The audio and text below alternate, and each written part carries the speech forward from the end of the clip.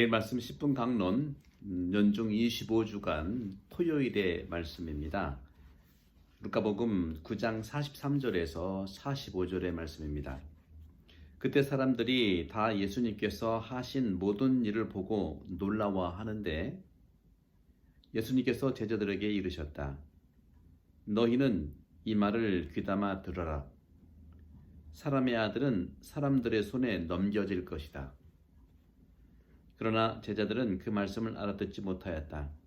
그 뜻이 감추어져 있어서 이해하지 못하였던 것이다. 그들은 그 말씀에 관하여 묻는 것도 두려워하였다. 주님의 말씀입니다. 그리스도님 찬미합니다. 네, 예수님께서는 오늘 사람들이 예수님께 하신 모든 일을 보고 놀라워하는데 오히려 예수님은 제자에게 이렇게 말씀하시죠. 놀라워하는 사람들의 예수님에 대한 감탄 속에서 예수님은 오히려 제자들에게 사람의 아들은 사람들의 손에 넘겨질 거라는 것. 하지만 제자들은 그 말씀을 알아듣지 못합니다. 그 뜻이 감추어져 있어서 신비롭다는 거죠. 그 뜻이 감추어져 있어서 이해하지 못했는데 바로 그들은 그 말씀에 대하여 묻는 것도 두려워하였다 하는 이 말씀 속에서 사람들의 손에 넘겨질 거다 하고 예수님께서 예측하시는 이 부분들, 사실 고대 그리스인들은요 통치를 하고 지배하기 위해서 사회는 늘 좋은 법을 가지고 있어야 한다는 것을 믿고 통치했죠. 또한 미개한 백성들에게는 강한 법이나 또는 작은 법령들로도 그 효력을 준다는 것을 알고 있었습니다. 그래서인지 법 없이는 사회도 그렇게 비슷하게 약화된다는 것을 정말 알고 있는 것이죠. 그렇지만 오늘날의 이 법이란 뭔가요?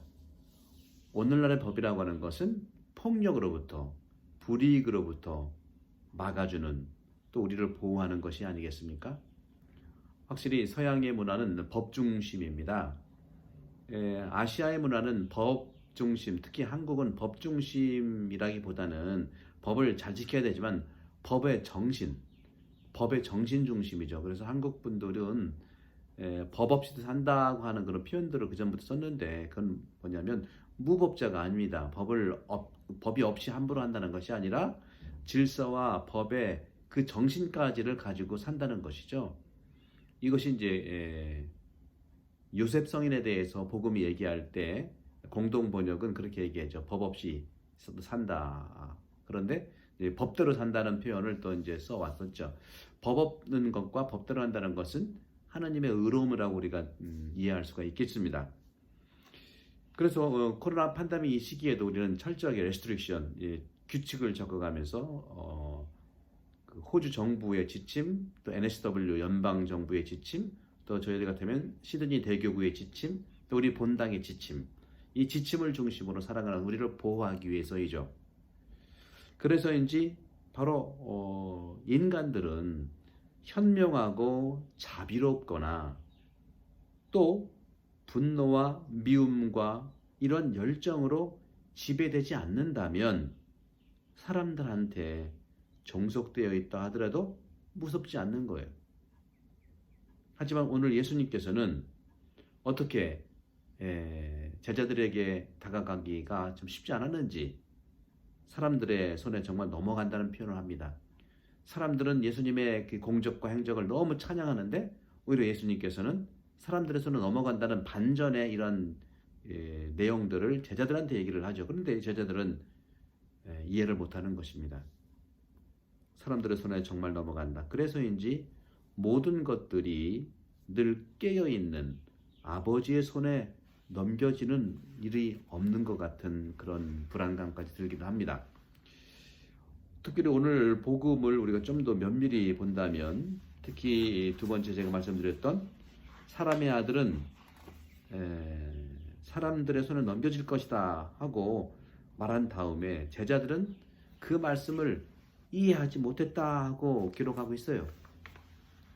확실히 이런 그 두 가지 하는 예수님의 이런 신적인 고백, 예수님은 살아계신 하느님의 아들입니다 하고 베드로도 고백하고 사람들도 예언자 중에 한 명이라고 말한 이런 신성적인 고백과 또 예수님 스스로가 나는 그럼에도 불구하고 고난을 당해야 된다.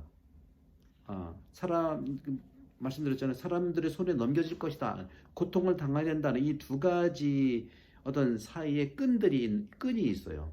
연결점이 있어요. 사실 예수님께서는 인간들의 손에 넘어져야 된다고 당신 스스로 말씀하십니다. 하지만 이미 인간들의 손에서 지금 좌지우지 당하고 있고 고난을 당하고 있어요. 그런 점에서 그들의 찬양과 또 우매한 제자들의 몰이해 이 사이에 늘 우리의 딜레마가 있는 것이 아니냐. 우리가 하느님을 믿겠다고 정말 성당에 열심히 나오지만 또 우리가 잘 살지 못하는 또 걱정스러운 면이 또 없지 않아 있는 거예요. 이것이 바로 예수 체험입니다. 예수가 그랬어요. 성공의 순간 안에서는요, 인간들의 이러한 그 신뢰를 받는 것은 참 쉬워 보여요. 내가 성공하니까 많은 사람들이 저 사람 위대한 사람, 저 사람은 당연히 잘 되는 사람 이렇게 믿고 있잖아요. 그렇지만 이런 부분들에서 우리가 살펴볼 수 있는 것은 정치인들에게는 이런 생각들이 충분하고 사회적으로는 충분하지만 분명한 것은 그들의 선거에 대한 어떤 신뢰, 내가 찍었다는 것, 그리고 또 그러한 측면들을 가지고 있을 때에 충분히 그렇게 이해할 수 있지만 하지만 처음부터 이 성공하지 않은 사람들은 비판받게 되어 있습니다. 제가 지난 언제입니까? 9월 초에 팟캐스트 디 인터뷰라는 우리 정말 젊은 호주에 사시는 방송인이 50번 팟캐스트를 시작하는데 50번이나 인터뷰를 이렇게 좀 청했는데 다 거절당했대요. 제가 50번째인지 몰랐죠. 그래서 저는 기꺼이 응해서, 왜냐하면 저는 사제로서 복음을 전해야 되는데 사제를 통해서 알리겠다는데 이건 저는 덥석 물죠, 당연히. 그러면서 감사한 말씀을 하긴 해요. 이렇게 처음 시작하는 사람들에 대해서는 굉장히 비판적이고요, 충분하지 않아 보입니다. 그런 점에서 고대의 지혜들은 이렇게 말하고 있습니다. 인간적인 감탄과 인간적인 찬양은 햇빛과 같다. 그 햇빛 뒤에 만약 햇빛이 구름에 가린다면 전혀 빛나지 않지 않습니까? 햇빛이 없는 것이 아니라. 그런 점에서 정말로 성공을 원하는 것이 정말 정당한 것이냐? 성공을 정말 바라는 것은 옳은 것이냐? 질문할 필요가 있겠죠. 여기에 지혜로운 응답은 무엇일까요? 지혜로운 응답은 다음과 같습니다. 어떤 것인가? 바로 잘 되어 올 때, 그것들이 올 때 받아들이는 것인데, 하지만 이것들은 잘 되고자 하는 어떠한 그 믿음 목적이라기보다는 하나의 자극으로서, 하나의 계기로 시작하는 것이 좋다는 거죠. 성공을 막 기대는 하겠지만 막 성공을 바라고 하기에는 우리는 비성공의 입장에서 늘 상처를 받기 때문인 것이죠. 하나의 영적인 깊은 충언이 담겨져 있습니다. 영적인 충언, 영적인 충고. 성공하는 사람들은요, 바로 약한 자기 자녀들에게 선물로서 다가오시는 하늘에 계신 아버지, 이 아버지로부터 축복과 성공이 온다는 것을 믿어야 됩니다. 다시 말하면 이 빛 안에서 그것을 바라보고 배우고자 원하는 사람은 약간은 시간이 걸릴지 모르지만 바로 분명히 사랑스러운 선물과 같은 또 믿음, 이것들을 받을 수 있다고 보는 것이죠. 그런 점에서 여러분들 이해 못한다고 실망하지 마세요. 신부님, 저는 성당 다녀도 믿음이 약해요. 주님 말씀 알아듣기가 너무 어려워요. 그런 말씀하시죠? 그거 당연한 겁니다. 오늘 제자들도 그 뜻이 감추어져 이해하지 못했다고 그랬고, 그들은 그 말씀에 관해 묻는 것도 두려워했다고 했잖아요. 여러분들은 묻기라도 하잖아요. 그죠? 그런 점에서 감추어져 있는 신비, 사실 그렇습니다. 건강한 사람은 병자들을 이해할 수가 없어요. 부자는요, 가난한 자의 문제를 알지 못합니다. 또 풍요로움 속에서 살아가는 자는요, 바로 우리가 현실을 바라보는 이 모양에 대한, 다시 말하면 변화를 원하지 않아요. 그렇죠. 그런 점에서 우리가 확실히 알 수 있는 것은 이것입니다. 인격적 모든 사람들의 상황, 그런 세계는 분명 영향을 주는데, 우리가 바라보는 이 현실의 어떤 그 모양, 현실 모양에 대해서 영향을 분명히 받는다는 것이, 주고받는다는 것이죠. 그렇습니다. 일반적인 대중적 의견들은요, 판단하고자 하는 것과 가치평가에 대해 그 안에서 늘 무거움을 느낍니다. 저 사람은 나를 어떻게 평가할까? 저 사람들이 나를 어떻게 판단할까? 두려운 것이죠.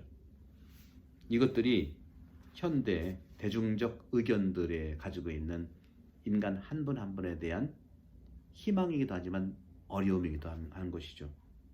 사람들은 대중을 원하지만 대중의 평가를 두려워합니다. 그렇게 바로 공간과 시간 안에 있는 정말 다양한 어떤 멘탈리티, 다양한 이런 사고방식들은 숨겨져 있어요. 숨겨져 있는 것입니다. 특히 유럽 사람들에게 있어서는요, 아시아 사람을 이해하는 것이 대단히 어려워요. 지금 정말 몰라. 우리는 유럽 많이 알아요. 세계사도 배우고요.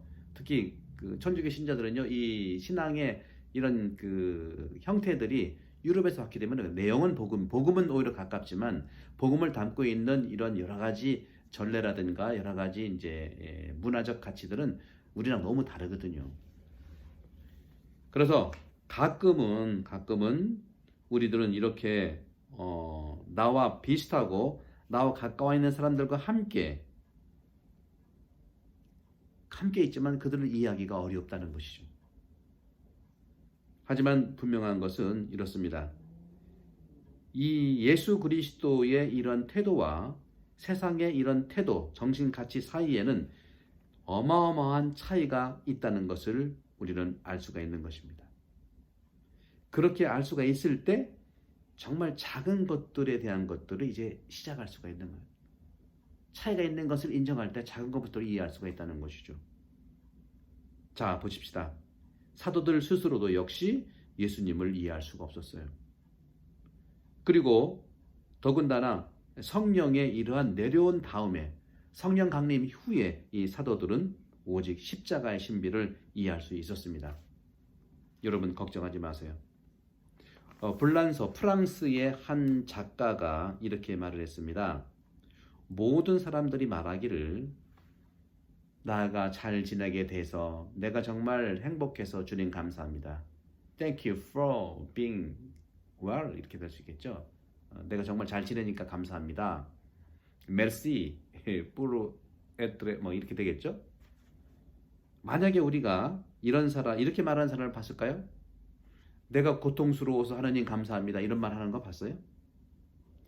바로 이런 거에서, 만약 제가 잘 지내게 돼서 감사합니다 이런 말보다 내가 고통스러워서 주님 감사합니다, 하나님 감사합니다 말을 말을 하는 사람 듣는다면 우리는 이해할 수가 없습니다.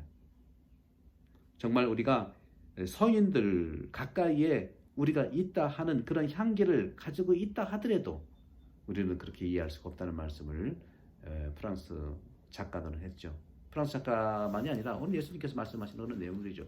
여러분 너무 걱정하지 마시고 이 코로나 팬데믹 이 시기에 하나하나 매일 말씀 10분 강론을 통해서 주님 말씀을 알아가는 그러한 행복 분명히 여러분들 축복입니다. 하나하나씩 한 발 하나씩 한 발 한 발 나가는데 제가 늘 기도하고 돕겠습니다. 성부와 성자 성령께서 여러분 모두 행복합니다. 감사합니다.